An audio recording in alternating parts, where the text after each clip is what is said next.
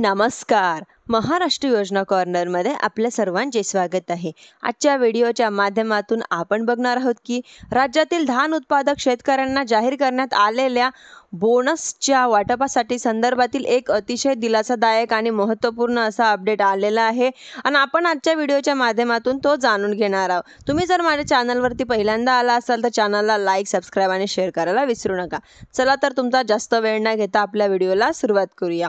राज्यातील धान उत्पादक शेतकऱ्यांना सन 2024 करता हेक्टरी 20,000 रुपये धानाचा बोनस जाहीर करण्यात आलेला होता. विधान भवनामध्ये यांची घोषणा करण्यात आलेली होती. बऱ्याच दिवसांपासून हा जी आर काढण्यात आलेला नव्हता. कालांतराने याचा जी आर काढून राज्यातील 2 हेक्टर पर्यंत शेतकऱ्यांना हेक्टरी 20,000 रुपये अर्थात जास्तीत जास्त 40,000 रुपये बोनस देण्यासाठी मंजुरी देण्यात आली आहे.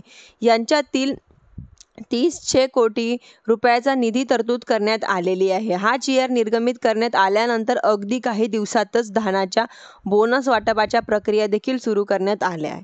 धानाचा बोनस जाहीर करत असताना, वाटप करत असताना, मंजुरी देत असताना ज्या शेतकऱ्यांच्या माध्यमातून धानाचा हमी भावात विक्रीसाठी नोंदणी केलेली आहे अशा सर्व नोंदणीकर्ता शेतकऱ्यांना अर्थात धानाच्या व धनाच्या विक्री झालेली नसेल तरी सुद्धा शेतकऱ्यांना बोनस देण्यासाठी मंजुरी देण्यात आलेली आहे.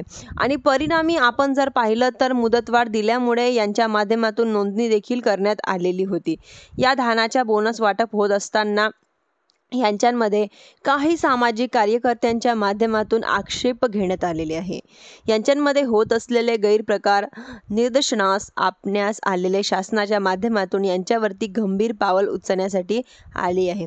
पुन्हा एकदा धान उत्पादन शेतकऱ्यांसाठी मोठी नोंदणी जी आहे ती नोंदणी फेड पडताळणी करण्यासाठी आदेश देण्यात आलेले आहे. मोठ्या प्रमाणात यांच्यात गैरव्यवहार दिसून आले होते. मोठ्या प्रमाणात यांच्यातील बोगस लाभार्थी हटवण्यात आले होते. याच धनाच्या नोंदणीची पूर्णपणे तपासणी झाल्यानंतर यांच्यातील घोटाळ्याची चौकशी झाल्यानंतर धानाचा बोनस वाटप केला जाईल अशा प्रकारचे निर्देश देण्यात आलेले होते.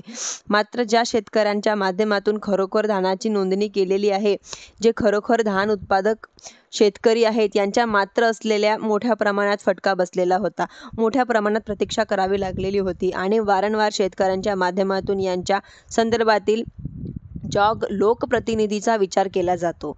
याच पार्श्वभूमीवरती आता वित्त मंत्री अजितदादा पवार यांच्या माध्यमातून येत्या 8 दिवसांमध्ये धानाचा बोनस वितरित केला जाणार असल्याची ग्वाही देण्यात आलेली आहे. एकंदरीत आपण जर पाहिलं तर 15 जून पूर्वीच धानाचा बोनस वाटप केला जाईल अशा प्रकारचे अपडेट समोर येत होते. यांच्यासाठी 900 कोटी रुपयाचा निधी देखील वित्त विभागाच्या माध्यमातून वितरित करण्यात आलेला आहे. आणि यांच्यामध्ये जे काही चौकशी झाल्यानंतर जे काही बाद अर्ज झालेले होते किंवा जे काही लाभार्थी यांच्यातून बाद केलेले होते असे लाभार्थी वगळता पहिल्या टप्प्यात 900 कोटी रुपयाचा वितरण शेतकऱ्यांना केल्या जाण्याची शक्यता आहे. धन्यवाद.